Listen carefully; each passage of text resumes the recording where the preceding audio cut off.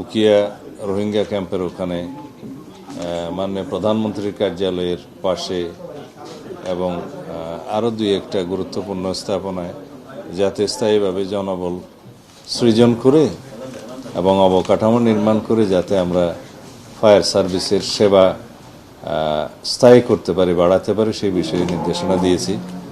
বিশেষ করে আন্তর্জাতিক বিমানবন্দরের দুর্ঘটনার পরে,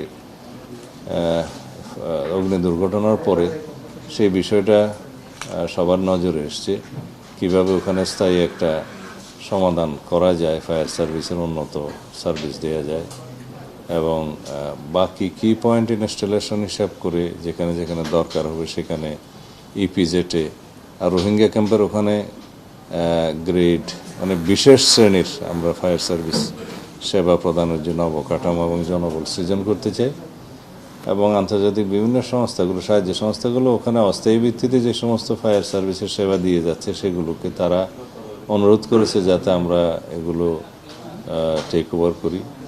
সেগুলো কিভাবে করা যায় এই সমস্ত আলোচনা হয়েছে। বলেছি কোনো উপজেলা যেন বাংলাদেশে এরকম না থাকে যেখানে অন্ততপক্ষে একটি ফায়ার সার্ভিসের ইউনিট নাই। তা আজকে দেখা গেছে 27টা উপজেলাতে ফায়ার সার্ভিসের কোনো সেবা এখনও প্রতিষ্ঠা করা সম্ভব হয়নি। সেগুলো আলাদা একটা উন্নয়ন প্রকল্প করার জন্য আজকের দিক নির্দেশনা দিয়েছি এবং ক্ষেত্রমতে বিভিন্ন জায়গায় বাণিজ্যিক কেন্দ্র হিসেবে গড়ে উঠেছে, যদিও উপজেলা, কিন্তু উপজেলার চাইতেও গুরুত্বপূর্ণ হয়ে গেছে।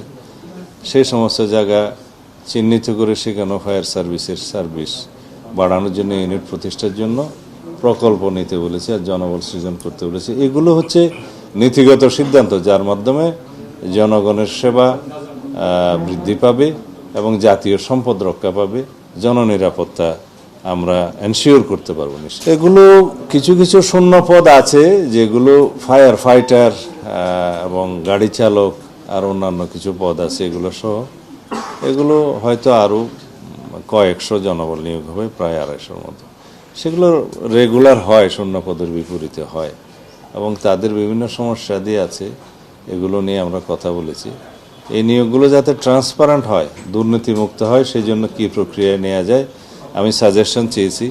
কারণ আমরা অতীতে এই বিষয়ে যথেষ্ট কথাবার্তা আমরা শুনেছি এই মন্ত্রণালয়ের নিয়োগ নিয়ে, যাতে ভবিষ্যতে এই নিয়োগ নিয়ে যেন কোনো রকমের দুর্নীতির কথা না ওঠে, প্রশ্ন না ওঠে, এই বিষয়ে আমি সবাইকে হুঁশিয়ার করে দিয়েছি।